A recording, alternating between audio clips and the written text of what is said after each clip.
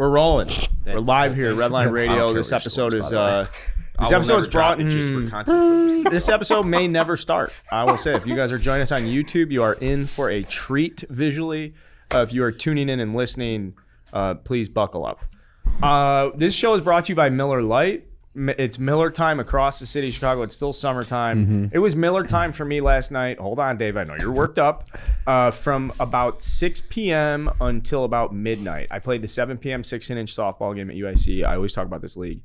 And so we're in the 7 p.m. and it's not like a rule, but if you play the 7, show up with a lot of beer and be prepared to be there for the 8. And then you're going to stick around for the 9. We stayed the whole night. Watched all 4 games, or played the first game, then watched 3 more games, played a clean 2-1 game, lost. The Miller Lite's just flowing. And then the guys you play against come join you, and you're sitting in the bleachers, and maybe somebody went out and got some table cigs from 7-Eleven for the boys. And just the camaraderie of being out in the summer in the humidity and the Miller Lite. Honestly, guys, I want to take Eddie and White Sox Dave, shove them into that environment because I really think it's going to mend. Well, I really think Miller time works for you. Well, that Miller transfers itself well to all ballparks, including the South Side, where they're having the Miller Lite tailgate. So there's going to be a White Sox game on September 3rd. It's going to be all our friends, family, great tailgate, thanks to Miller Lite, and you have a chance to come join us. So it's easy. It's very easy to enter. Just send us a pic or video of you with a Miller Lite having a good time this summer. Just whatever you want to do. However you enjoy your Miller Lite, send in a picture, and the best picture or video, whatever, gets a ticket. You must be 21 to enter. Again, that's MillerLite.com/redline. That's how you find delivery options near you. So enter that contest, get in that tailgate. I will preface it by this. There's only 2 tickets remaining. 2 people have taken the initiative to send me a plethora of Miller Lite pictures. Me as in, this is Dave, as in White Sox Dave. Everybody knows who it is. No one's listening on, is that Eddie or Dave? With Dave 2. Dave 2 being Dave Portnoy. Thank you, Dave. 2 tickets left. Bombs away with some pictures. You get free all-you-can-eat and drink tailgate and a ticket to the game. I'm sorry that the White Sox stink. That is not up to me, though. So let's just have fun time on a Saturday night baseball game at the ballpark. Eddie, you going?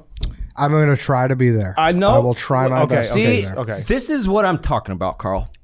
You ask him a question and you can't just get a straight answer ever. Because I don't know if I'm going out of town or not. Is that like, what do you want me to do? I don't know if I'm going out of town. If I'm not going out of town. Yes, exactly. Is there something like that is kind of sort of on the books that you're talking about? Yes, there's a tentative trip on the books. Correct. Okay. I can take that.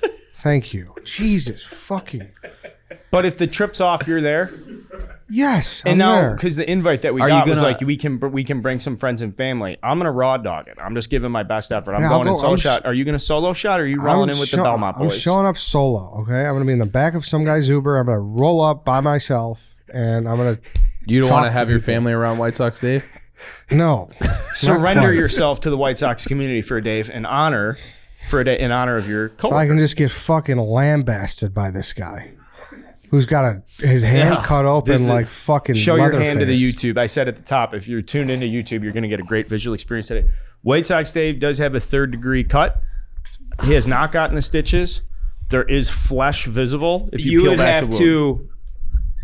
What the fuck? I'm trying to get the fucking microphone. Let the record show his hand is taped with the waterproof tape available in any first aid kit at any pool across America. So this morning, because I'm such a health nut, I'm going keto for the week. That is until 5 minutes ago when we ordered pizza. So I made an egg white omelet. I'll show you a picture of the omelet. I flipped that thing perfectly. I was like a chemist with that thing. I'm cooking up some sausage, and I have these sausage patties in there frozen together. So I'm taking the knife to wiggle them apart from each other, and they were so frozen I couldn't get the knife in between them. And all of a sudden I'm fucking just like trying to shove it through the middle, and I'm holding them like this, and without hardly any force at one point, the knife went right through the middle of the 2 patties, right into my hand, and I stabbed myself. So you're an idiot. Blood everywhere. Well, yeah, that's like knife usage 101. You could have just said you stabbed yourself. I stabbed myself, but I had to get the proper. The thing is, everybody's been there. Yeah, everybody's been there. You cut yourself. I've never stabbed myself before. No, but slice yourself. You don't stab yourself. You never had 2 burger patties stuck between and you're like, this is a dangerous game. Yeah, you don't. I would use a fork. I would not use like a fucking steak knife. Well, or whatever he did to negligence with the knife is no uncommon thing. In the kitchen. But the thing is, you accidentally slice yourself. You get like a paper cut type. A little bit. I mean, it happens to everybody. I've cut myself before, but I've never tried to. The thing that you're saying. Like, I'm going to hold the patties with this hand and jab the knife through, and then you're surprised when you stab yourself? Yeah. No, sorry, that has not happened. You can't have an elitist attitude about accidentally cutting yourself. Like, I cut myself better on accident. No, it's not elitist. It's not elitist. It's like... you say you cut yourself before. If you're like slicing a tomato, you're slicing vegetables, you'll nick your finger a little bit or something like that.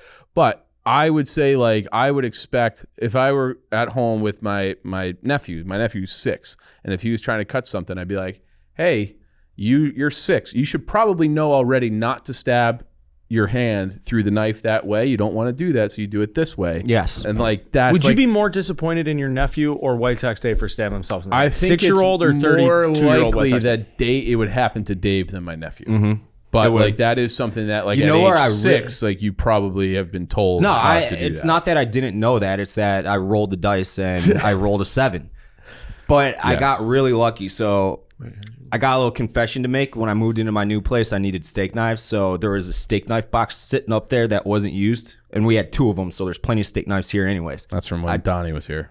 I took the boxes. They're like $20 steak knives. Oh, they're the lowest grade. We got them from Target because we wanted to get street. Regular utensils, and they didn't have them, so we had to get those knives. So it's the lowest, shittiest quality steak knives you can possibly get. If they were like actually halfway decent, my finger would be lopped off right now. That's a good point. And thank God it's not my right hand because I need this for, jerking off. No, throwing baseballs 91 miles an hour. Well, I mean, I think also it seems like you and Eddie are going to... The only way this debate can be settled between you two is... So I was about to say that. I want to have an arm wrestling match.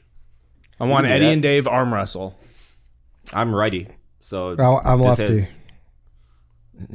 Always deflect. There's no way he's... But Eddie brought up my hand as a way to avoid the actual I don't have any issues with you. I don't want to be here. I don't want to do this. I want to be here. I don't want to do this. You can take it from here.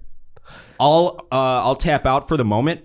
I won't. You can did tell. Say that you would never tap out.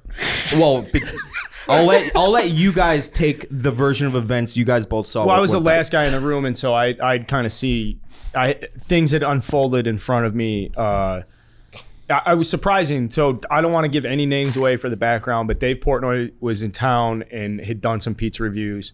And one of the places he stopped by is near and dear to our old Chicago office and to White Sox Dave because he used to live over in the area. And so Eddie was on site for the review. Eddie had a piece of this pizza, and this was his first slice of the pizza. No, he's had it before. He's had it before. That's right. Eddie's had it before in the old office, but he did have a piece a couple weeks ago. And so there was just before the show started, we were just bullshitting around like, oh, did you hear about the score? And so Dave was disappointed. White Sox Dave was disappointed in the score that it got, which is at this point pretty routine in the story with Portnoy reviewing pizza because it's just like, you don't like Chicago pizza. And so White Sox Dave was agitated with it. And then in the conversation with Eddie, he was like, can you believe it? What would you give it? And just casually, Eddie was like, I don't know if I can give it a score, which is true to who Eddie is. He's not just going to throw a score out there unless he has a score. And just in that natural moment right there where Dave's like, well, give me a score. And Eddie's like, I don't have a score. And then just in that little give me a score, I don't have a score, created, someone would say maybe 15 minutes of extremely passionate back and forth. And now Eddie doesn't want to be strong-armed. It's going to be a 4-part stool scenes. That is going to be just this debate. It'll be like the hot dog one. But it was a passionate debate. And you guys will see it. I have a clip out on my Twitter of it, even though... so for the stool scenes, there's a clip out on the Twitter of Eddie under the interrogation. All this just boils down to is like the personality difference between these two guys, where Eddie, very thoughtful, doesn't like to commit to anything unless he's put thought into it. Dave just is like, well, I'm going to stab this knife through this hamburger and roll the dice. It was breakfast sausage. Okay, whatever it is. Right. However, I do think it's fair to say that Dave's not asking for Eddie to move mountains. Correct. No, but I just like to have everything polished up. Saying, can you give me an opinion on that? Give me a score. But I just like to have things polished up and like make sure I know what I'm saying and like formulate a good thought and put it out. But then it turned though. Then it turned away from now. It doesn't matter. I'm not going to have get fucking stone hands fucking strong arm me. 99% of the time, that is the truth. You've had the pizza. You know what the pizza tastes like. I asked you the score. You're like, I don't know. I'm like, you've had the pizza. You do know the score. What do you don't know? He's like, I don't get it. They didn't get it the way I like it. I'm like, what's the score? And he just refused to give a score. But he did say that he would give it in the 7s. So he's within one full point on the scale. What's after the decimal point is my question. Because at that point, we're in agreement. I wasn't going to argue anything. If he said something like 5 or 4 point whatever, I'd have been like, you're fucking crazy. Sure. And I would have actually been offended at that because it is really good pizza.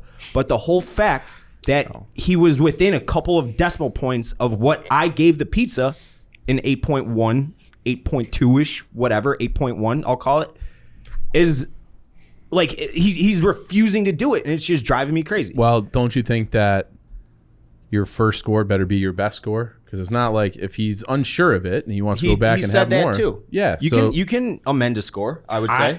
Well, the pizzas are coming in, aren't? Don't we have pizzas in route right now? Different place. Different place. What's going on? That review has not came out yet, so we can't talk about it. Okay, but and then it will be out by the time. He gave it a B-, and that wasn't good enough. Yeah. Well, we don't do B- here. We don't do stars. Well, I was to fuck with him because this guy is literally holding a fucking knife to my throat, and I don't appreciate that. And you won't relent. No, why would I? This guy says he's gonna like fucking call my house like 3 a.m. and be like, now he's lying. Now he's making shit You up. literally said did he not say he was gonna be? You said you would contact him on the weekends and ask him about scores. But Eddie, you didn't say 3. He didn't say 3 a.m. I didn't hear anything. No, I didn't hear 3 a.m. But you said I'll never let it go. And he goes, "You're gonna call me on the weekends when I'm relaxing." And you're like, "Yes." But that's on my camera. point. I'm not actually gonna do that. Can I get my point? If we're in the office and pizza comes up, I'll fucking call that at 4 a.m. I know you're up. Can I get my point though? The people really have to watch the stool scenes for next week about this because it will paint the beautiful picture of what actually happened. It wasn't like it was just a regular conversation which turned into that, and I just try to typically avoid these conversations. But Ed, you don't avoid them. You make them worse when you don't give a fucking definitive answer. You tiptoe around things, and you're like, well, this and that. It's like, no, it's a yes or no question, Ed. What's your answer? It's a yes or no question. Give us a score. But that's not good enough to be like, I like it. I think it's in the 7s. Like, that's not good enough. Well, I mean, who does that? That's not what it is. It's not like Dave's. What the point of asking for a review is because Dave has built a brand of reviews. Sure. Based off of one bite. You had one bite. What's the score? But it's not one bite. I mean, you get it. All right, he's trying to nitpick on I'm not. I'm really not. My point is I just genuinely. We did pizza reviews probably, 4 years ago? That was in 2018. That was almost 4 years ago. It was a different time. And I gave out some wildly high scores. And like going back, I'm like, those aren't. And Dave's done that himself. Those should be amended, you know? And I'm just thinking, I'm like, how do I want my scores to be? I mean, Ed, you act like the history books are going to be like there's a fucking, you got your own chapter how you scored pizza reviews. But listen, to this guy, he'll hold anything over your head. The internet is forever. Yes. Ed, if you look at Chief fucking don't be throwing Chief in this. Well, no, I'm saying like the Kevin James people still fucking come at him. I didn't If you would have just thrown out a 7.5, I would have forgot about it in 30 seconds because I have the attention span of a fucking goldfish. But don't you think Eddie wants this from you? Don't you? Do you ever get a sense that he acts doing like he this to get you going? And he's acting like he wants it dead. But I will not let it die because I'm stubborn, just like he's being stubborn. I actually thoroughly loved that conversation that we had. Danny's an awful interrogator. It sucks because like people aren't going to see it until next week, and like we're not doing subscribe to the YouTube. We're rehashing as best as we can. But the conversation is just... I don't even know if this is a rehash. It's just a part 2. Yeah, true. Why don't you just answer it? Because I would imagine if you're this far along in this episode of Redline Radio that you're just you're fine with the fucking banter that I'm gonna ask I like everybody John's. Who has tried John's Pizza, John's Ristorante, the Italian 2104 Northwestern. Yeah, which is what, like Armitage or so? Yeah. Bucktown. It's in Bucktown, right off Western Ave. I think it's probably my favorite pizza anywhere from like Irving Park to Western through 290, like in that square right there. It's a nice canvas you just painted. Just saying that it's a big piece of property that you just. And I've tried them all. I've tried Michael's. I've tried Tortorisi's. I've tried them all. Mm-hmm. They're all. This is my favorite personally. All right. Well, there's one place I feel like you guys can get together over something that you both love and use, and that's the Game Time app. Absolutely. So if you're in town that day, this weekend, there's great concerts that you can go to. Lumineers are playing at Wrigley Field on September 3rd. Maybe you guys can just get together, have a nice boys' night out, hash it out, and use that Game Time app. When's that Rammstein concert? That's at Soldier Field. That's coming up too.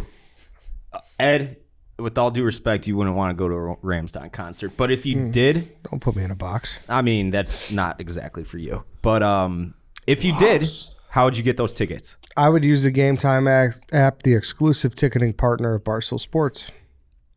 Yeah, it's fast and easy. I think we've all used it by now. I've used it all summer long at Wrigley. You use it for concerts. You use it for Elton John, Ed. So it's great. So just go to the App Store, download the Game Time app, and redeem code RLR, as in Redline Radio, RLR, for $20 off your first purchase. Terms apply. And it's the best place to get last minute tickets. Lowest prices guaranteed. Super functional. Way easier to use than other ticketing apps. It's the absolute best. And something I'll always use. So you just got to create a login and it'll be good to go. This is actually a true story. I've had, I'd say about 5 or 8 people, which it doesn't sound like a lot, but it is a lot of people reach out to me saying how easy it is to use the Game Time app and how seamless the transition was from other ticket apps. So take it from them. Don't even take it from us. That's not even personal endorsement. It's real life endorsement from people who use the app via our promo codes and all that. So, and that's 100% true story. So Game Time, Game Time, Game Time. Beautiful. Download Game Time, last minute tickets, lowest price guaranteed. And it's football season now too. Yeah. I mean, Bears tickets are going to be really cheap. You could basically probably get yourself Northwestern tickets. And our boy Roquan's back. Thank God. How we feeling about that, Chief? I mean, I'm glad he's playing. It sounds like he got right to work, filling holes, gotten everybody excited. He looks like himself, looks like he's in shape. It just sucks because, and these things can change, but his tone is like he's pissed off and he's disappointed. So he's gambling on himself, and it sounds like he's just going to walk to free agency, at which point I'm sure they'll slap the franchise tag on him and piss him off even further. But that's where it is now, but at least he's in camp, and at the end of the day, I just don't think it fucking matters. No, it doesn't. The team's going to be bad. I like Roquan. I think he's a great player. I like watching him play, so I'm glad he's in camp. He makes the team better, but it's just like it's the beginning of the end. So I think it's going to work out for him, though. I do. I do think betting on himself here, obviously joining a new scheme, if that's what their concern was, dude, he's just an athlete. Yeah. He's going to be fine. What are they saying, Gladiator? They're like, you have to win the crowd. You win the crowd, you win your freedom. He's already won the crowd. Roquan is walking into the fucking arena, and everybody's just going nuts for that guy. And I would say more than anybody else that's associated, including, obviously, QB1.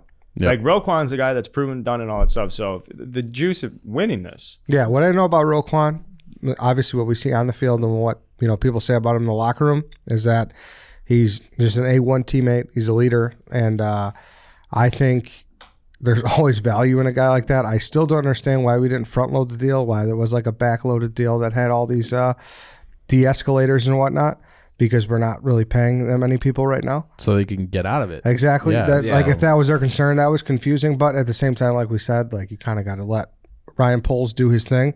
However, I think, dude, remember how many times Briggs held out? Yeah. And there was always, they always just made it work. Mm-hmm. And I mean, I know different regime, that's way different regime. Yeah. That doesn't mean it really translates. But I'm just saying, just in somewhat recent memory, I think it will all be water under the bridge. I think he's going to have a great year. Mm-hmm. And I think he's going to have a fucking monster they're going to be able to come to terms at some point. I hope so. My thing is, and I've seen this other places where the Poles regime just doesn't believe in having a high cap hit on that position. That there's other more valuable positions, which there certainly are in today's NFL. But the other piece of the equation is you still have to find those players to be able to pay them. And that's always been a struggle. And it's not like they have guys that are up for new deals anytime soon that are going to be significant, with the exception of, maybe Mooney and Fields. But everyone else, they're looking for probably 45 other new players. So you're not paying anyone anytime soon. So I'd rather just, is it not ideal to, is it not really the way you want to do business, is paying a linebacker a big salary? I understand that. You don't have anyone else to pay. So it's better to have good players than not, and you're going to have to find a replacement for him at some point anyways. You might as well just start filling out the roster with guys you know who can play. That would be my take on it. Yeah. I think it'll be fine. I just think it'll work. Everyone's new. It's like they all want to get their feet wet with these guys before they really make any big decisions. That's a big fucking decision. So hopefully his feelings aren't too hurt by the ordeal. I don't think he'll look at it like that at all. Well, he certainly, if he does feel that disrespected. Yeah. I mean, but if they give him, if they make him the highest paid middle linebacker in football, he's going to eventually, be like, all right, it's easier to respect a guy like that than to just go find a guy like that. It's easier for the Bears to like, okay, cut the check. It's in the budget. Yep. He's here. Than to actually get him on the roster in the first place. Hard part's done. Because, dude, what Flus is like, what he's supposedly going to be doing with this team, you like Flus? Flus is loose.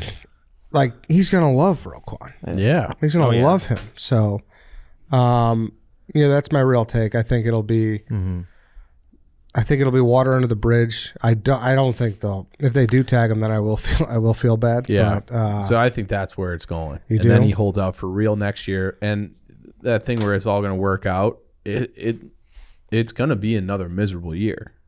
So I can't imagine where it's like, I had an okay year, but we went 4-13.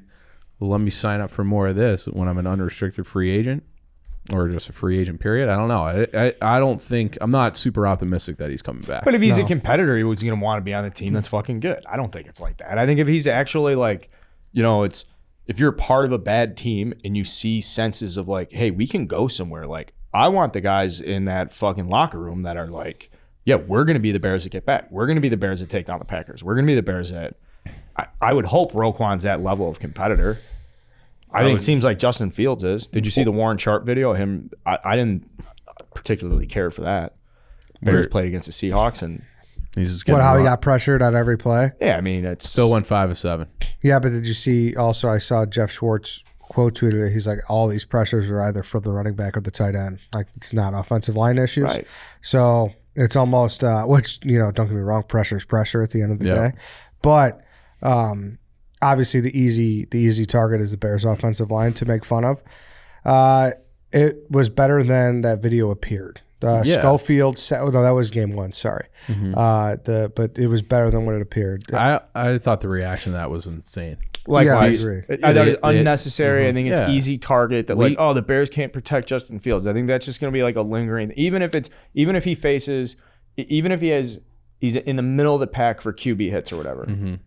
People will just shit on him and say like, oh, they can't do shit for him, even if the stats and the numbers prove otherwise. But just the reputation of the narrative. The second game of the preseason with a new staff, new terminology. Everybody's playing like Jenkins is playing inside. They got new guys everywhere. Like, what do you like? Yeah, there's gonna be. That's not the narrative. That's not what anybody's saying. They're just saying the Bears like, we're getting run over. That's why I'm saying it, because it's fucking bullshit. That was people saw that clip and it was like, oh, same old Bears. But it's like that's not really. I don't think it's fair or accurate to portray their line that way in week 2 of the preseason. And I don't think anyone's disillusioned that thinks we're going to have a good line.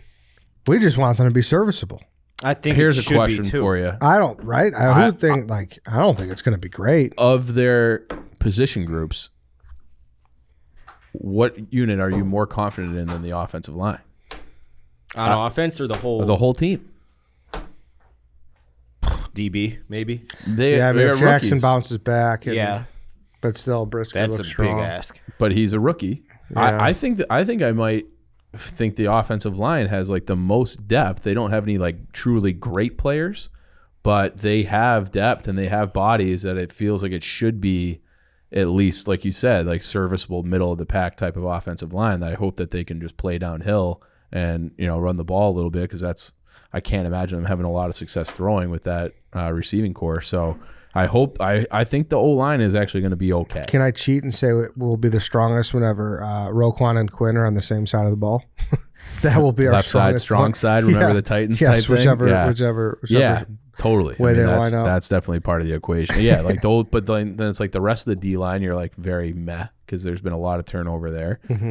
linebacker core outside of Roquan. Yeah. You know, so no, I mean, it's not great. Don't get me wrong. It's not that's what great. I mean. I think the offensive line is like yes, on par, maybe a little bit ahead of a lot of these other units on the team. But like I said, I don't think we're disillusioned where we think we have a great offensive line. We just can't have Browns games like last year. Exactly. That's all that matters. That was the worst game. Fields of all needs time. more time than what he had in that Browns Illinois. game. You know, like he's probably going to get sacked multiple times a game. Yep. But like, hopefully, it'll be 2 instead of 8. Yeah, and just like I think that's and fair just not ask. like the Hey, ability. Ed, we're to, on the same page here. yeah, there you go, guys. The ability to sit in the pocket and maybe get to your second read before you're getting hit in the mouth. Yes, That would be nice. Yes. Yeah. And that seems like it is not a outlandish ask from the fan base or from anybody else.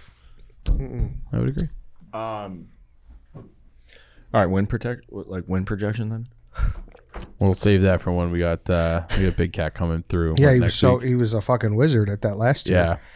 So I think he'll be able to do it again. Yeah. Also, probably good time to transition here to something I understand.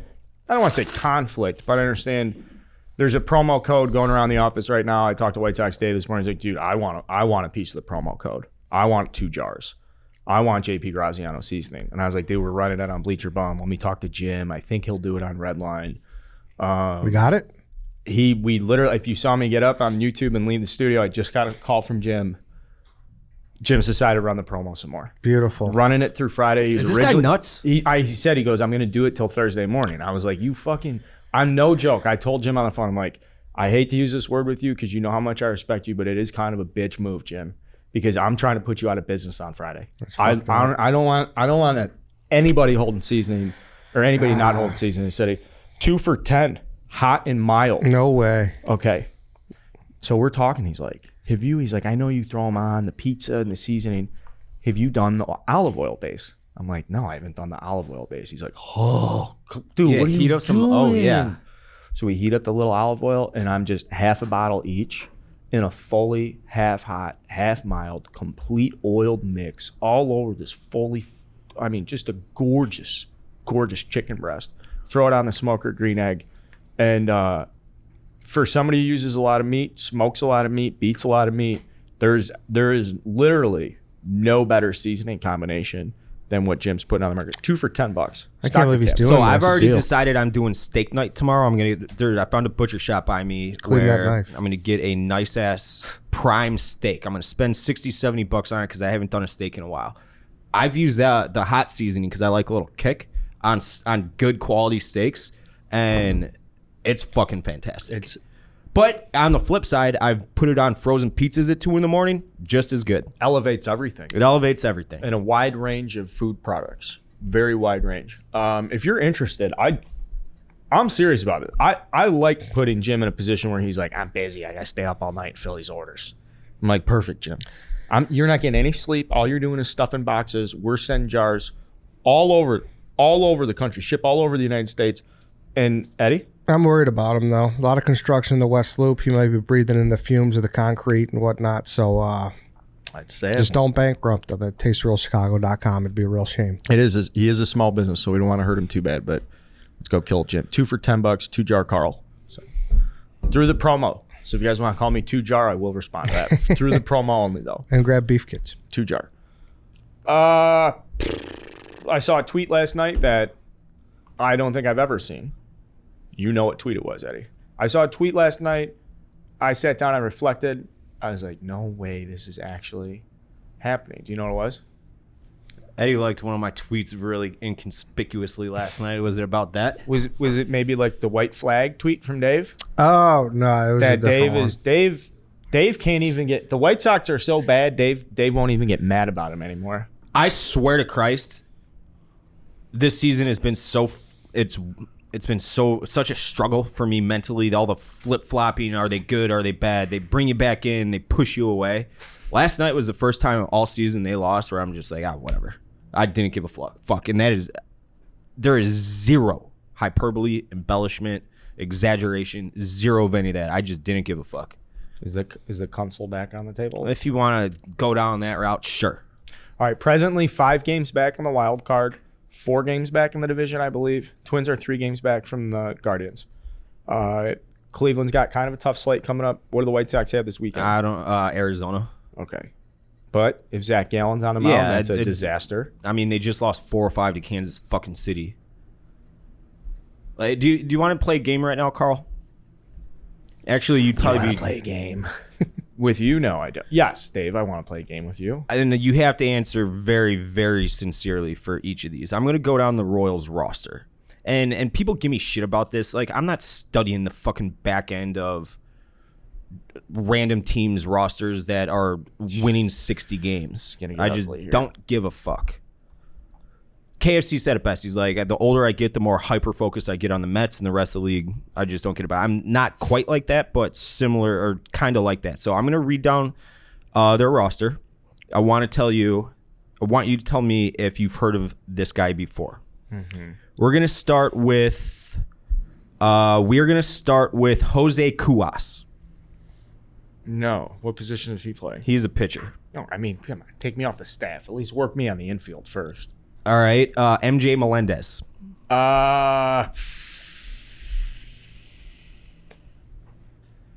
He's a utility guy. He's got a nice mustache. Second rounder. Yeah, you got that one. O'Hearn, I know you'd know. Brent Rooker, you'd know. When did he win on the Royals? Drew Rodgers, Hunter Dozier. Sebastian Rivero. No clue. No fucking clue. My point is this, is that name. They're losing to teams. I haven't heard of half the fucking guys on the roster. No, like the Kansas City Royals. Don't devalue this, because what the Royals are doing, though, you know this. No, I know. They got young kids that have won in the minor leagues that are finally playing together at the big league level. Yeah. They've turned it over. Like, it is not your grandpa's Kansas City Royals from 2014. Well, I mean, they went to the World Series. Pick a different time. When they traded Johnny Damon for nothing. This guy's had 40 career at-bats, 52 career at-bats, but it doesn't matter. My point is that they're losing teams like the Kansas City Royals when what they said is we're trying to win the World Series from here on out, starting in 2020. And it's been a pathetic year. The entire organization should be ashamed of themselves. The fan base is ready to revolt. So I know every team in baseball is doing this now, but schedules just got released, and the White Sox had a tweet of the 2023 schedule followed by a link of the season ticket packages. Every team in baseball is doing it right now. It's just how baseball and sports in general work. I really wouldn't have done that if I were the White Sox. I wouldn't have done it. I'd have waited until fucking November 15th when the body's officially cold on the season and on the World Series and everything. And then I would have been like... But that's when you're bitching at them to start spending, and then you won't buy your tickets until they spend. But they're not. Nobody's going to buy tickets now. Ed, why do you think I don't want to renew my tickets right now? Why would I want to renew my tickets? Do you tell that obviously the team's bad for the White Sox, but do you have a sense of why it hurts more for White Sox fans? Because we were hoodwinked. You were hoodwinked, but you were also hoodwinked during a time. Well, you guys thought it was you thought it's a window. It's a window. And window that's not theory. to say the window's closed, because they can fix this. I don't know if they will. Probably not, because they have lost all credibility in being able to put together a championship team aside from that flash in the pan back 17 years ago now. But like, this ain't it. I'm apathetic. Still angry, but like not waking up pissed off angry. Which is much different than how I usually am, because if the White Sox lose, I can't watch the postgame, can't watch MLB Net that night after the postgame, can't watch it the next morning. I can't do anything baseball because all it does is drive me fucking crazy. And that's what the entire fan base is like right now. If you want to, as a non-White Sox fan, just go to a tweet of any tweet of the White Sox. The replies, if I were like a Cubs fan or any other type of fan, the replies are out, like, laugh out loud funny. Everybody calling for LaRusse's head, Han's head. Well, that's just Twitter. I mean, that is just what it is. But that's a microcosm of the fan base. It is, because the Twitter fan base does represent kind of like that older, saltier group that isn't on Twitter. They're saying just the same thing. The same exact shit. Same exact shit that I think so I think part of it is, all right, so if you go back like 12 and 13 and 14, when the Cubs were obviously rebuilding and bad, and the White Sox weren't necessarily horrible. They weren't good. They were mired in mediocrity, as Rick Hahn said. 500 team. As 500 as 500 gets. And so like the White Sox base has a leg up there where it's like, well, you guys suck, you're tanking, you have one shit. And the Cubs fans would be like, well, we're rebuilding. All right, so then the Cubs get into the rebuild and it's obviously working out, like well enough to be like, well, see, it was smart and Theo this and that. And then the White Sox get to a point where like, well, fuck, they take on a rebuild at probably the worst time in the city for relations between like Cubs and Sox fans to be doing a rebuild, because the Cubs are fucking awesome and they're doing it with homegrown guys and they have the success. And then if you're a White Sox fan, you're going through this rebuild and you're hitting home runs on trades. You win the Quintana trade and fuck, Dylan Cease looks incredible. And, like all these little things from Kopech and Mancada last year, and, like Luis Roberts, an MVP candidate or has MVP talent, and Jose Abreu just keeps getting better, even though everybody thinks he should be getting worse. And like it's just a cocktail of like leverage in these relationships as the Cubs fall apart. And the Cubs have been horrible. I mean, one of the worst teams in Major League Baseball since June of last year. I mean, absolutely bottom five.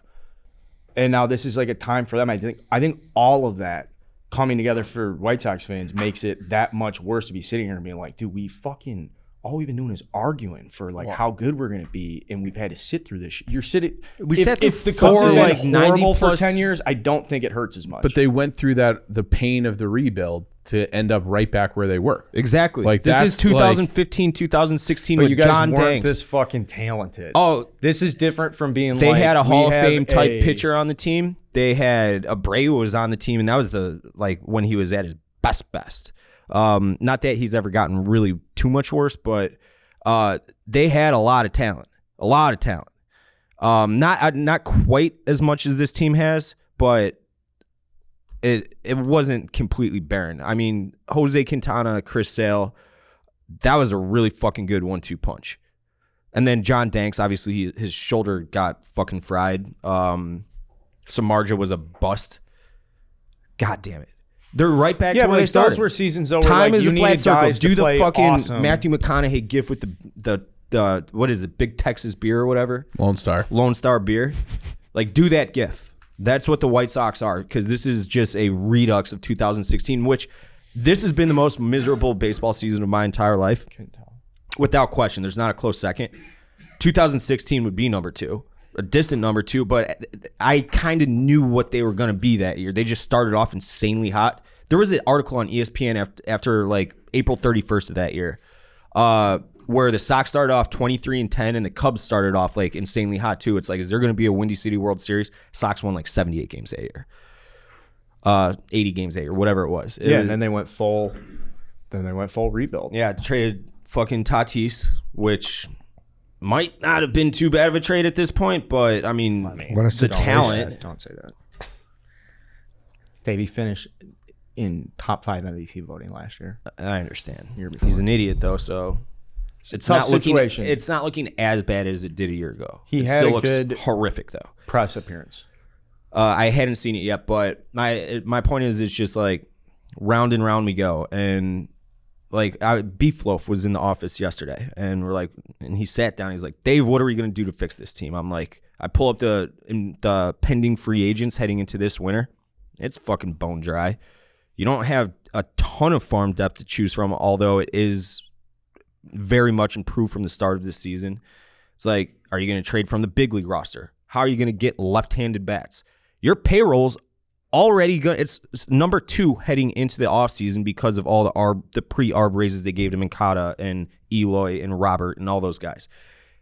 It's an expensive roster already, so is Jerry going to open up the piggy bank and just blow past the luxury tax? Fuck no, we know that's not going to happen. So what are they going to do to fix this? I don't know. Maybe they should rebuild.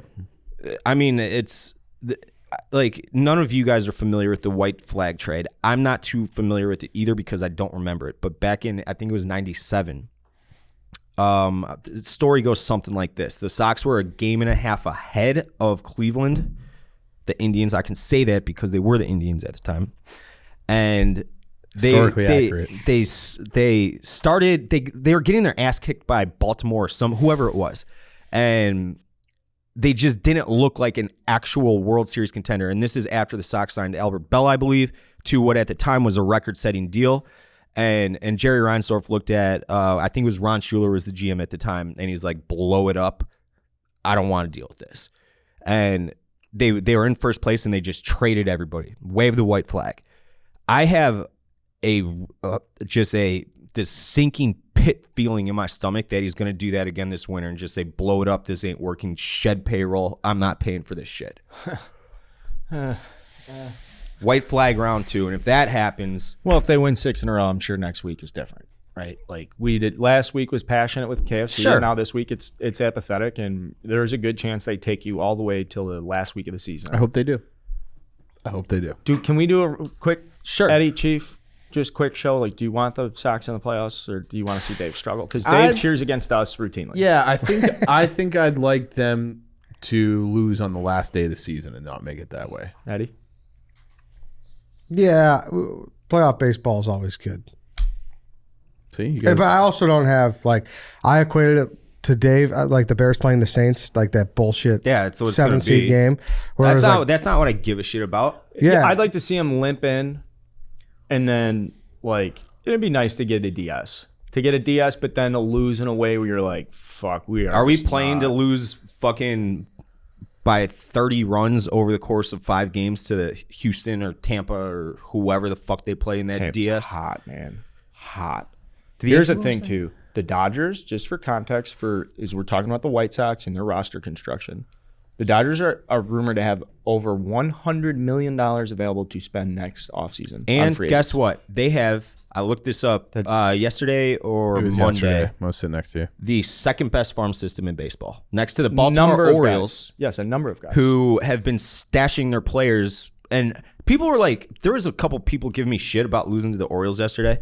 I've watched them maybe 10 times this year. What a fucking fun team to watch. Dude, they that play is. their ass off. Austin Hayes, play- Ryan Mountcastle, they are loaded with fucking dogs, and Brandon Hyde has those guys. You just like when they start that game, it's That like, guy it's should like, win Manager of the Year. It's like him opening a cage and the dogs just run Yeah. out. They play their fucking dicks It's off. And so every fun guy to in watch that them team play. plays their fucking role. They hit the. I went and saw him play when they were in town against the Cubs, and at bats are all quality.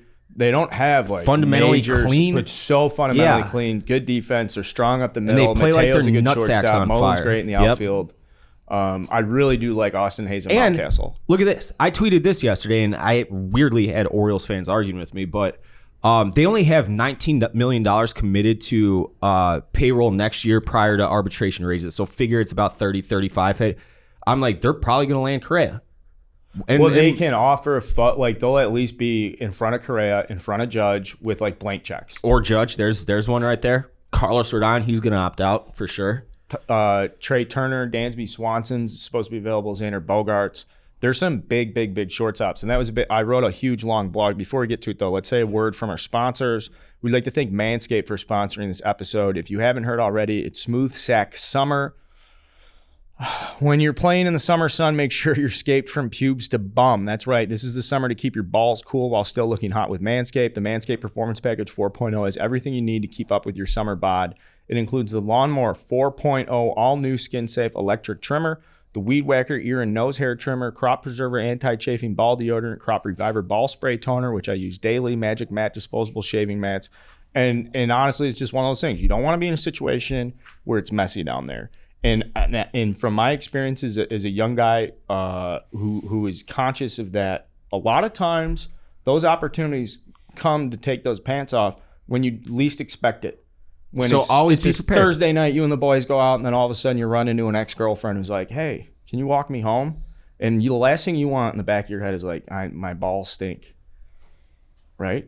Yeah. No, you never want. You don't want stinky balls. I've gross balls. I don't want to, So maybe she just needs to walk home. But you understand what I'm saying. It comes out of nowhere. You want to be prepared. You want to be using Manscaped. The crop preserver. So for our listeners, you guys get 20% off plus free shipping with the code REDLINE at manscaped.com. That's 20% off plus free shipping with the code REDLINE at manscaped.com. I have a Cubs path forward. What do you guys think? Well, I'll end on this real quick, and then I'll be 10 seconds. I have no fucking clue what the White Sox are going to do to fix this, but I know that whoever it is, say Jerry Reinsdorf sells, say Rick Hahn's gone, say the entire scouting department's gone, say everybody's gone, or say that's all the same people, doesn't matter. Whoever's in charge better fucking fix this, because this is unacceptable, and you sold us a it was false advertising. It was false advertising. It's complete fucking bullshit. So fix this shit.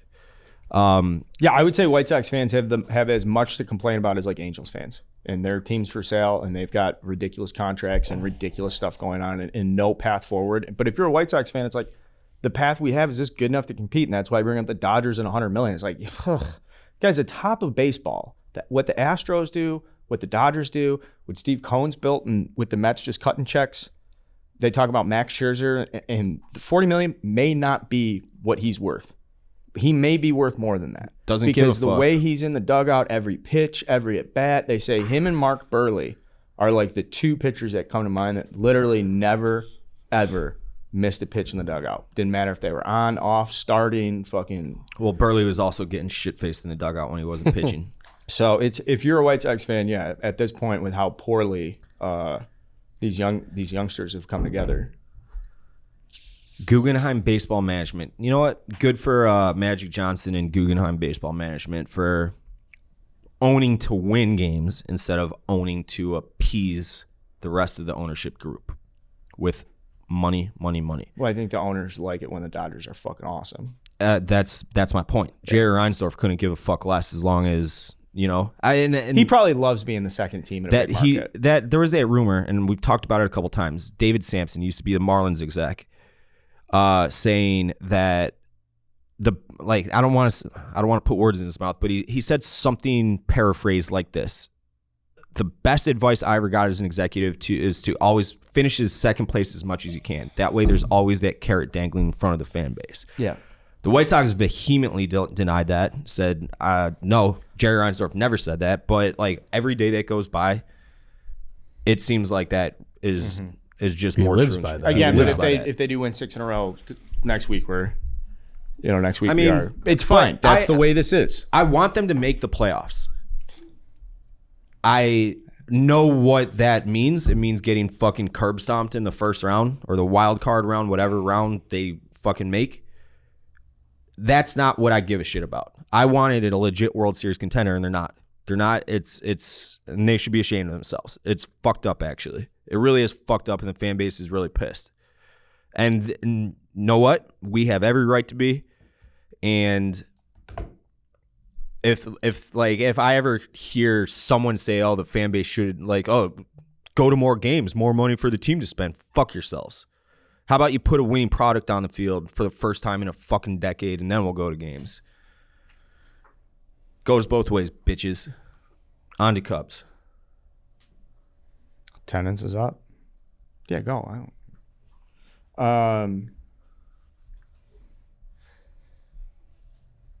Yeah, path forward. I got a path forward, which I haven't had for over a year. You know, that's kind of been the struggle. I think for Cubs fans, it's been a more fun team to watch than, you know, I think we expected. But it's hard to watch the team be bad, and then you're just sitting there and being like, well, what are they going to do? What are they going to do? Like, yeah, I get it. Okay, fine. We're going to play a 5-game series against the Cardinals. Sure, they could win 3 out of 2. That would be exciting. But it really doesn't matter because you just don't have the sense of like, all right, well, what does the future hold? Because we're not – at some point, the novelty just like wears off of sitting at Wrigley Field like very quickly. I will say attendance has been up. If you're trying to get tickets at games, it's crazy how – it's still 38,000. We've had a nice summer. Better than I thought. In the second half, Cubs are 18-12. Did not know that. Okay. They won. They split yesterday. They were 17-11 going in yesterday, so they're 18-12. The pitching staff in the second half has been outstanding. Justin Steele's pitching to a sub-1 ERA. Do you know anything about this kid? Justin Steele's balls the size of my head. Mm-hmm. Country boy. Is he part of the path forward? Oh, yeah. Yeah. Is it 3 and 4? Three, hopefully at 4. So I wrote a long blog. If you get a chance, go read it. Probably the longest and most important Cubs blog I'll write this year. I think that was the title of it. And I have like clarity. It was like within the last couple of weeks, it was like, wait, this is exactly what the Cubs need to do. This is where payroll is all this. This is where stuff is shaking out. So we brought up those 4 shortstops. Mm-hmm. Mm-hmm. Correa opts out. Correa's 100% opting out. Okay. Trey Turner. Xander Bogaerts. Dansby Swanson. They absolutely have to get one of those guys. Shift Nico over. Nico goes to second base, becomes instantly very good middle infield. A top, an elite, a World Series caliber, a tier 1 shortstop second base combination. The other decision, you can sign Wilson Contreras for $18 million if you want to go get a shortstop. If they're not going to get a shortstop and fuck around and be like, well, no, Nico's our shortstop for life, and Madrigal's our second baseman, none of this applies. None of it applies. Are you ready to admit Madrigal sucks now? I think Madrigal's fine. Madrigal's been playing. Madrigal sucks. He's been playing awesome in the second half and since he's been healthy. Please pull up his stats. 256 with the 315 on base, a 71 OPS plus, and a 601 OPS. Those second half. Or go to game splits. I'll get there. Go ahead. I'm not willing to admit Nick Madrigal sucks. I'm willing to admit that he probably is not playing ahead of Nico Horner as a second baseman on the Cubs. At 1,000% no on that. 1,000%. So you could take the Cubs. All right, take Nico Horner. Nico Horner's probably going to get $4 million next year in his first year of arbitration. Ian Happ will get $12 million. He'll play left field. There's $16 million. Seiya Suzuki will play right field. He gets $17 million. There's $33 million for those 3 position players. Average AAV, what is that? That's $11 million for those guys. If you add a shortstop at $25 million for a Xander Bogaerts or $30 million for Trey Turner or $35 million for Carlos Correa, should be like the blocks on that. Yep. Those are one of the guys. I'm hesitant about Dansby Swanson because I think if they had a whole roster and they needed somebody to come in and play short and kind of elevate everybody, he's the guy. But he's got some baggage as a player. Yeah, he's like, he's supposed to be the best defensive shortstop in baseball. He calls all the defensive shifts for the Braves. They don't call it from the dugout. He's the one who tells the second baseman, go stand in fucking right field. Tells the third baseman where to stand, which is very unique. They don't have he doesn't have like a band on his wrist. He's just telling them based on what he knows and researches. The Cubs don't need a guy like that, though. If they get Trey Turner or Carlos Correa, then you have 2 options. You can go back behind the plate, get Wilson Contreras, even though you have Yan Gomes for $6 million. And I would argue the catching position is like the easiest one by far to get replacement value, where you just like find a veteran to platoon with Yan Gomes. You got David Ross coaching these guys up. Come on. That's a pretty good setting. If they go that path, they have like $60 to $70 million to spend in free agency, and you could conceivably be like, all right, go to Aaron Judge with a blank check. Ooh. And then, so these are the expectations the Cubs, I think, are going to be facing in the offseason. How likely is it that they follow this path? The number one thing they have to do is get a shortstop. So that's the question, is how likely is it that the Cubs are willing to go out and be like, here's fucking $250 million in 10 years to Trey Turner, or whatever it is, or 240 and 8. I think they're going to make a hard run at it. I think they're going to open up the checkbook and have like a blank check. I think the embarrassment, and I think it's starting to add up. Okay. You want me to give you Madrigal's last 28 days? Do you mind? Yeah, he's been good. Hitting 321, OPP 406, slugging 357, OPS 763.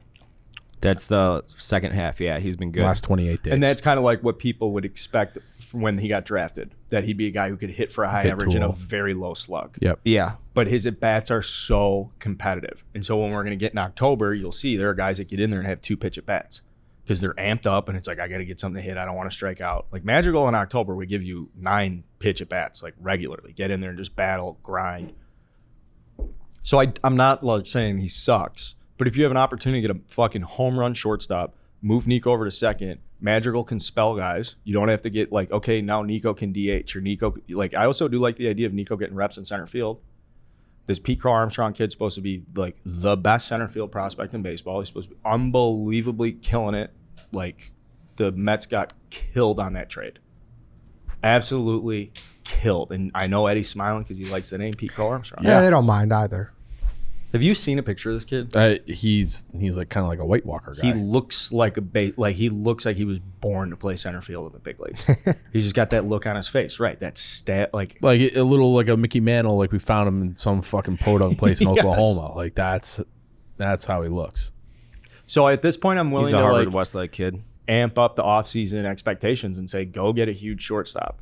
And if you're able to get that player, then all the sense in the world to bring back Wilson Contreras. Then it makes sense to be like, all right, we're not going to do this long-term rebuild. You know what would fucking kill me that I was thinking about yesterday is they need... I see it in your face. You don't even have to say it. What? Is it that if the Cubs win before the Sox again? No. Oh, okay. I thought that was it. No. I know Cubs Carlos might be in a better Rodon. position. I'm sorry. They might. They might be. And that's fucking pathetic. Poor Dave. He's so broken. Carlos Rodon, and he has said this to my face. He fucking hates the Cubs. They might go at him with a fucking blank check. Because he's going to opt out. And he's still living out here in the offseason. How? Oh, that's gotta. Does he have like a thing where it'd be like it'd be nice to come back to Chicago and dominate in Chicago and like? Do you think he would want to hold? Do you think part of him wants to hold it over the White Sox? No. He doesn't give a shit. He got paid. He got an opt out. He just had he's having like a top 5 Cy Young, top 3 Cy Young year in the National League. He's a Boris client. He's gonna go to whoever gives him the best deal. And if it's the Cubs, he'll go there in spite of him fucking always saying he hates their guts. And the I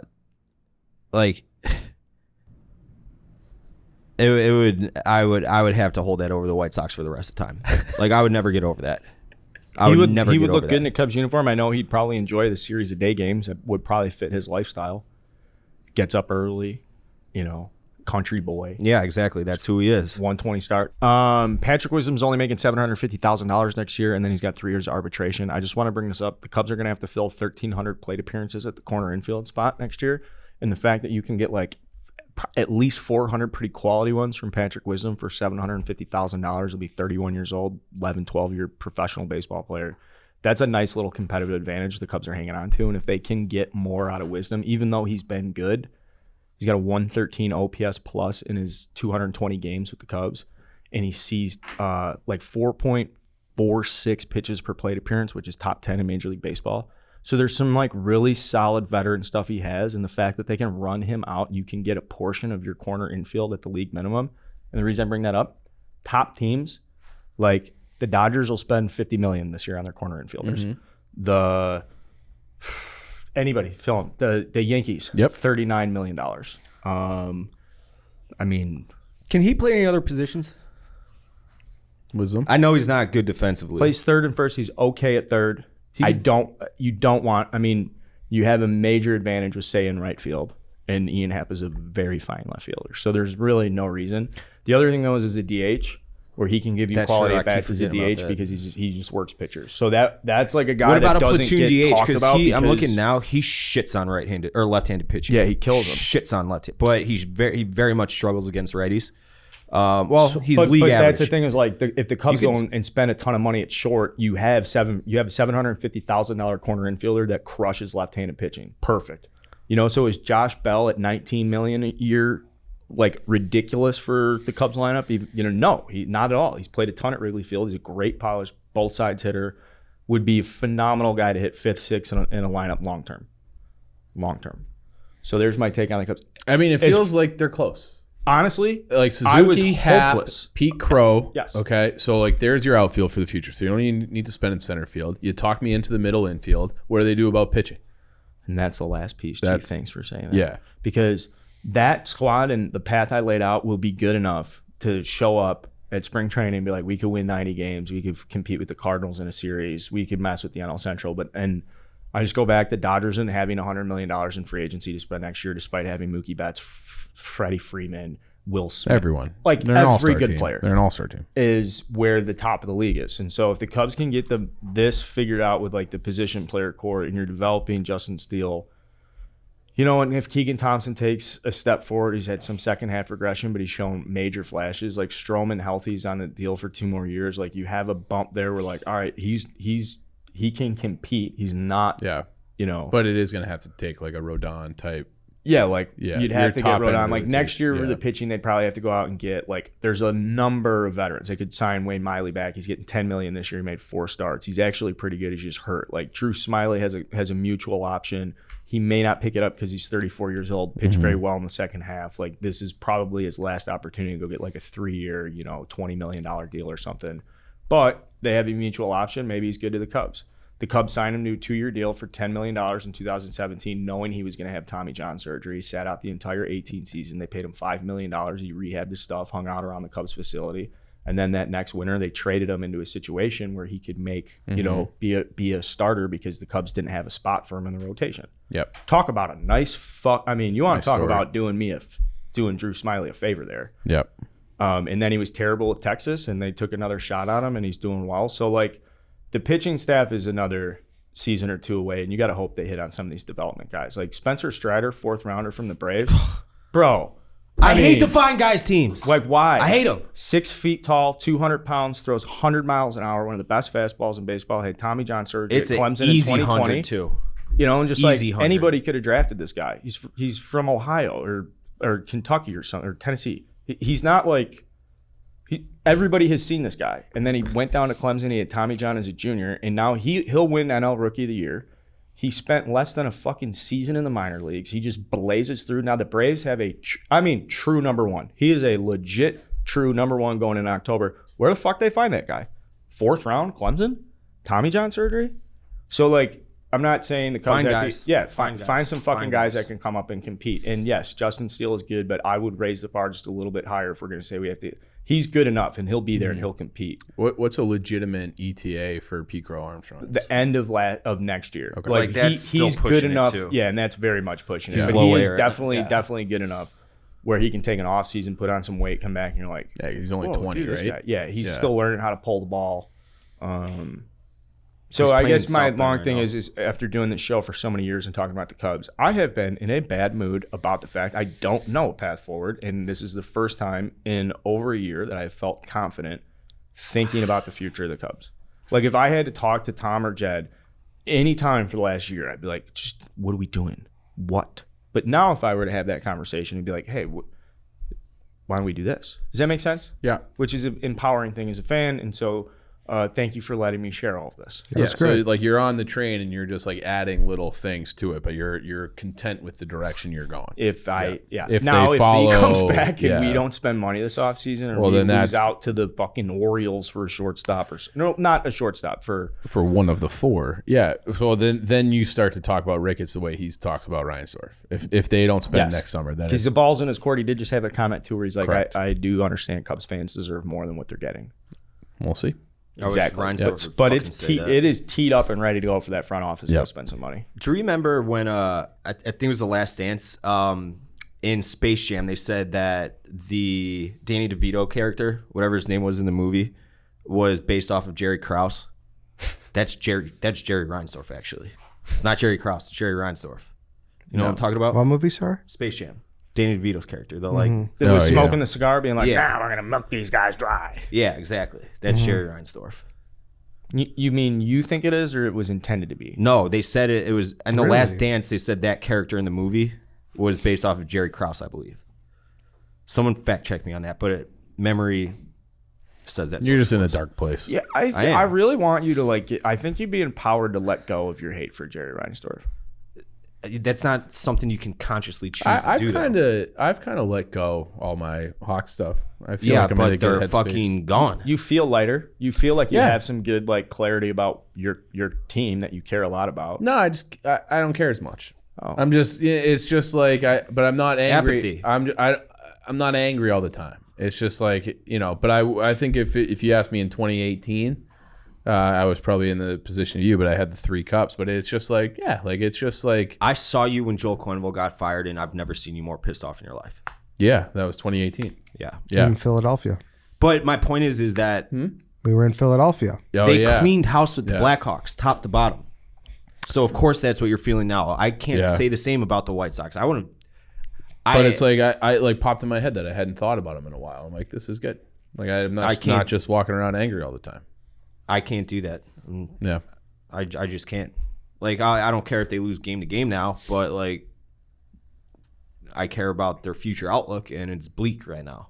They got to figure something out. You get creative and figure it out. Open up the piggy bank, whatever is necessary. I don't care if you have to spend $250 million below past the luxury tax on top of trading and figuring it out in a variety of ways. Can I ask you this then? Are you about to be cheered up because of a big Saturday win in Dublin, Ireland for the Northwestern Wildcats? I see my expectations for them this year are tempered. Like if they make a bowl, I'll be completely happy with that season. Even if fucking, the Pepsi.com sugar-free Coca-Cola bowl of North Dakota. Like, is it true you're going to be a stowaway on a steamer to get over there? I should have just fucking gone. But we probably still get you there. What time is it? I don't think so. I think you should go to Ireland and go in a way that you're not just doing American shit when you're there. Like you're going to go all the way to Ireland to go to a football game. It's a half hour north of you. You should go when you go to Ireland. You should go and do all like. I would have done that anyways. It's pretty American to go back to Ireland, flexing football. Yeah, I don't know shit about that fucking country other than I got. Yeah, but I Irish think blood in that's me. what I mean. Nice like, people. You're only going to be. I love Ireland. You're only going to be there for a little bit. I don't think you should waste a full day of your trip watching Northwestern football. Whoa, come on, Chief. You go watch fan are Notre you? Dame in Yeah, Ireland. Dave's an American. Pat Fitzgerald. There are DCs named Jim O'Neill. They're fucking 3-headed monster coaches. They're all Irishmen. Yeah, how many O'Connells and Duffys have come through that program? I'm just saying, under the go leadership in of like Patrick? March or April. Go actually. You know what? You should go in October. Just get away from baseball and the White Sox and just go and drink yourself stupid over there. In Have a good pub. time. Yeah. It might bump into Rick Hahn there. Hey, Rick, what are you doing? Early vacation? Would he go to Ireland? What do you think Rick Hahn does in his free time? Probably Probably a lot of very dad active, shit. good dad. Yeah, I'd Yeah. say like Little probably league games. checking homework and stuff. Probably going to dance recitals or like the games. That's what I would say. Shit like that. Be funny if he was doing the little league and was like, all right, here's a roster. He'd probably have more control than he does over this team. Oh yeah, I'm sure he would. Like, is he even the GM? Like, we already know that fucking the embarrassingly pathetic head coach was forced on him. No one will ever admit that, but it 1000% was. And if he's back next year, Tony La Russa, that is. I mean, he can't be. There's no fucking. Can't be. This is the popular theory surrounding White Sox Twitter right now, and it makes a lot of sense that. So Tony La Russa was originally inked to a 3-year deal. Reinsdorf's going to say, "Hey, one last try, let's do it. If it doesn't work, I sell. You're gone. You ride off into the sunset with your Hall of Fame jacket and plaque. I, sell the team and ride off smoking cigars in Arizona. See you later." I was thinking about this yesterday. I got this question asked me by another Sox fan. Would I rather see a World Series this year or Jerry Reinsdorf sell the team to and someone that we like, a Mark Cuban? You'd rather see Jerry Reinsdorf. I think I would make that sacrifice at this point. And that's like the only thing on earth I would sacrifice for a World Series. The only thing on earth. And we already know that, for one, KFC, that fucking loser. Jerry Reinsdorf didn't want Steve Cohen because he'd be spending recklessly and fucking up like the rest of the team's market value for players. And we already know that Jerry Reinsdorf is instrumental in not letting Mark Cuban buy a baseball team, amongst other people, I believe. So, even if he does sell, it's going to go to a partnership where all the partnership does is kind of collude to suppress salaries for the players to enhance their bottom line. That's what's probably going to happen. So, but it'd be different than Jerry Reinsdorf. At least we'd have that going for us, because the more things change, the more they stay the same with that fucking asshole. Though he's apparently a nice dude in real life. So, but I don't give a shit. Win baseball games. That's all I got to say. Well, I don't know about that. I think you got more. I mean, take away him lucking into 2 teams passing on the greatest athlete in history. He has he's on the team since 78, I believe it was. Maybe I could be off by a few years there. 94, they would have made the playoffs. They had an awesome team the strike year. Made the playoffs in 2000. So they made it in 83. So that's 1 year. 2001, 2005, and then 2020 and 2021. 5 playoff appearances in 45 years of ownership. Not very good. Once every 8 years. Bad.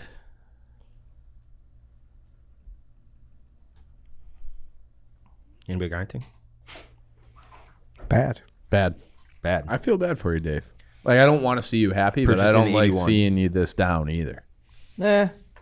It's not really down. It's anger at this point. You're like defeated. Like, Yeah, I mean, I was at the forefront of touting everything the White Sox were doing. Like, they were mirroring what the Cubs did, traded for minor league assets. Awesome. Everything looks great. Future's going to be great. They're going to have all this money to spend on actual real free agents instead of the half-ass shit they've always done. This winter they signed Johnny Cueto, who's been so fun to watch. But that's like they won that one after losing 10 of those types of signings. Yeah. Josh Harrison, who's been fine, but he's 35, goes all the way fucking back to Jose Canseco, Manny Ramirez. Like shit like that. Like, get fucking real. Go and get actual baseball players, not these washed up has-beens. Those guys sell tickets sometimes, though. No, they don't do that to him. Nobody's going to see a 43-year-old Manny Ramirez. You are a glutton for punishment sometimes. It's like, Yeah. And I got these fucking losers in my DM, or not DMs, in my mentions. we got to close your DMs, Dave. That's step one. Saying- You should never have your DM. You are not a guy who should have the DMs open right now. Saying, oh, if more fans would go to games, then they'd have more money. Like, that will never, ever not infuriate me. Shut the fuck up. You called that guy out already. You just Yeah. you're just It's now not you're- one guy, it's multiple guys. I know, but now you're just fucking. It's like the plane won't land, or the plane won't land. You're just like you just want to just like sit. You just want to continue to beat yourself into this. Like if a trained therapist was in this room, oh, they would have called this session a little while ago, but they would have told you, Dave, bury it and move on. It's there. Those feelings are real, and it's in the past. And now you have to get Jerry Reinsdorf out of power. I You need to actually put might start action- going to Yes, therapy. you have to do stuff to put yourself into a position where you feel like you're. Get Jerry Reinsdorf out of power. Can Protest. can you organize, actually do that? Be an activist. Can you go to therapy and like can I bring Lance? Yeah. Is that like allowed? No, you can't corrupt Lance. He's too nice of a guy. Danny or Harry He just or- wants to have it filmed, right? There's Yeah. definitely a trained And they asked me, professional like, listening what- to this right now that is like, yeah, I'll sit down with Dave and talk through him with this. Like in a That's very what I want. serious I want a format. All right. legit like CBT therapist, cognitive behavioral therapist. I want one of you to reach out to me. No, actually I don't. I want to go into it with so the therapist doesn't know what like is the 99% of my anger. No, we're not doing that to a therapist. They're definitely going to have a heads that's- up before they work with you. That's what they get paid. You think Dave doesn't need a therapist? No, he does. I'm just saying like the amount of baggage with this White Sox stuff is so heavy that like the therapist would definitely need a tip that like, hey, just so you're coming. Yeah, to this, but, this like, is a sports. No, related I thing. wouldn't. I would. This is like a thing where the therapist, like his book of business explodes. Like he can get fucking like an Oprah Winfrey show after this. If you fix Dave, Well, no one said that word. I You mean- said that word, Chief. yeah, if the therapist can come in and crack that skull open and get to the root of these issues, You could crack open the. you could do anything. anything. Step one, we got to image your brain. I'll let you. I'm do- interested in you that. have.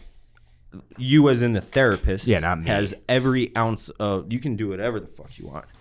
And to me, you could give me a colonoscopy. What's the Jesus, where you split open the brain? got Like pizza. drill Not into a it. colonoscopy. I know what a colonoscopy is. It's a dog fuck. lobotomy. Lobotomy. You can give me a lobotomy. Also a medical procedure. Yeah, they remove your you frontal could- cortex, I think. Yeah, you could do all that shit. Just fix Just it. make it go away. Yeah, make the pain go away Didn't that you the White interview Sox a caused me. hypnotist, Ed? There's another did. thing. I'll do hypnotism. My guy Larry. I've tried it before. Like Granted, it office was like entertaining type thing in high school and college. We did it. I couldn't get hypnotized though. Like it didn't work on me. You're impervious to it. Some people are though. Yeah. You mean you're trying to tell me people can't play mind tricks on you? I mean, maybe someone else could, but it didn't work the 2 times. It was kind of cool actually to change subjects completely. But it was in the auditorium. We did it in high school and college, and it's like he's trying to hypnotize the audience, and he'll call like 10 random people up there. And my buddy Kane did it, and he was completely off the map. Like he was so fucked up. I'm doing it the exact same thing, just following the prompts from the stands or whatever, and not an ounce. But my buddy was barking like a dog and acting like a dog. He snapped his finger, walked out of it, and had no clue what happened. It was pretty fucking funny. Was this part of the chimney sweep assessment? They get done, they saw it, they No, go, this that guy's was locked that was in. with like kind of same field. That was with the guidance counselor. That was not like an entertainment thing. Okay. Someone sent me a video of a 3-year-old chimney sweep in England yesterday. I saw that. That was fucked up. I didn't see it yesterday, but I know what you're talking about. A day or two ago, It's sad stuff. Ed, anything else? Nope. Sorry, I've been a little disengaged. I've been dealing with something on Twitter, so I apologize. Do you mind what's going on? Are they trying to get you to make a pizza score? no. Well, now that we're on that subject. Chief, what is wrong with you I today? actually have to go pick up pizzas for the boys. So all right now? yeah. Go get some pizza. Can I come? I haven't been in the Tesla yet. Can we go in the Tesla? You haven't been in the Tesla yet? I haven't Me been in the neither. Tesla. How many people are in this office right now? 12? Who's been in Ish. the Tesla? 12? 6, 7, 8, 9. Who has electric car privileges in this office? 11? 11. Okay. Yeah, I think 11 is the number. All right. Let's take a little ride together. Right? Yeah, sure. One time All right. with the boys, with the All right. fellas. All 11 people. No one else wants to come?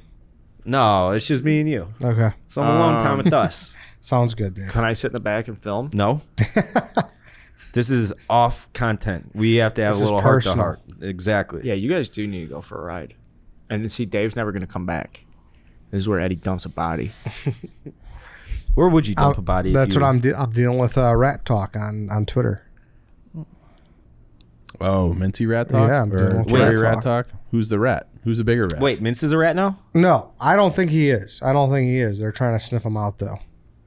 Just a tough situation. But no, he didn't rat. It's a tough- that no. situation, that's not a rat The situation. situation is, obviously, if you listen to Dave Portnoy's show on Tuesday, you know what's going on. Or if you listen to Dave's recap show Wednesday. I just texted me Please tune into that. How many episodes did that go? every week. I might start Every just week? doing that for real. Do it. So there's obviously Dave is beef, and Mintz knows the guy who he has beef with, and apparently he called him afterwards. People sent me the clip, and they talked about it. And he, after the conversation on the podcast, he called the guy to tell him, like, "Hey, we just talked about the podcast." So obviously that puts Barstool in a little bit of a precarious spot. So That's like a double agent. that's what I'm saying. So I was like, "Hey, Dave, like you might want to check this out. Pat him down a little bit." That's a rat move. That's not. That's looking. That's a quite loyalty literally move. looking out for the family. That's a loyalty move. Exactly. That's what. So I'm trying to make people. I mean, understand. you don't think that Dave could have done that on his own without you he nudging had no him? idea? He Yeah, had no I think idea. that's part of your responsibilities Yes. and duties. Yeah. as Exactly. a steward for the Dave Portnoy show. 100%. It's a difficult situation.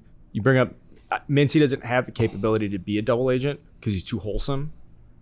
He just I don't doesn't- believe you did anything wrong, yeah, but he doesn't- you still have to pat him down. That's all I'm saying. 100%. It's like one of those situations that the intent isn't there, but the action's there. I Like, think you know you get- in his heart, it's like Yeah. but the action is so bad. It's like I think it's an ocular pat down, and you just look at Mincy and you're just like, it wasn't you. Like you can look at him in 1 second, but it it- was. Yeah, but it was like, And it's I an don't- enemy. I It's don't an enemy know. to the point where I think it's a name on a bottle enemy, right? Is this like to that Oh, point? I don't think so. I don't think he's the guy Stein. Do you think He's not a bottle name guy. He was I don't like know. in the- I don't know where it's gonna go, man. I don't know where it's gonna go. I honestly don't know. It felt like it flashed up out of. I can't imagine. I feel like the bottles are reserved for people that he's hated. Like it's Grudge Dave that he's hated for years. I don't think this guy Stein is going to get into like the head of ESPN Roger Goodell category. We'll see where it goes because the statement does have underlying. Didn't this guy think that Broader, Dave was like making a political Yeah, statement or brushstrokes something here, with yes. the deletion? This guy's a fucking clown. Get And this if there's guy the fuck one, outta here. if there's one thing I would not. What's Maybe his not name? one thing, but there's several things I should say. But a big thing not to challenge, right? If you're like challenging Dave on deleting stuff, like Dave doesn't like deleting. Okay, But two they deleted things it, on right? that. Didn't they delete it because Penn National? Yeah. Yeah, which is like very outspoken. Like we just can't talk about illegal gambling or over gambling or irresponsible gambling. I just know there's something which there I where think's like a fair concession. It rose to considering- a threshold, and then so it's like you can't, Dave. But Deleting stuff, sensitive do stuff, you, man. I mean, Ed, you could probably answer this. Does Dave Portnoy have access right now on his phone? Obviously, he could get it if he doesn't to the Barstool Twitter account. Could he Could he log out of the Barstool Twitter Yeah. account right now? No chance. No chance. No chance. No chance. It wasn't Dave Portnoy fucking deleting that. No. Anybody with a brain knows that. I mean, obviously, he could get the password in 30 seconds if he wanted it, but there's no chance that he has it just on his phone. Like we have Redline in Chicago, and I don't touch those, but You're logged into those. Log out right now. I am for my phone, I think. Okay, good. I'm logged into Chicago for my computer. But I'm just kidding. but that's my point. Like Dave Portnoy, he's got his account and that's it. So Feel all right, Ed? Yeah, I'm good. Can we get those pizzas? Yeah, I'm gonna go grab them. All gas? All right, no breaks. DJ, play that shit. Ed. I don't think you can come.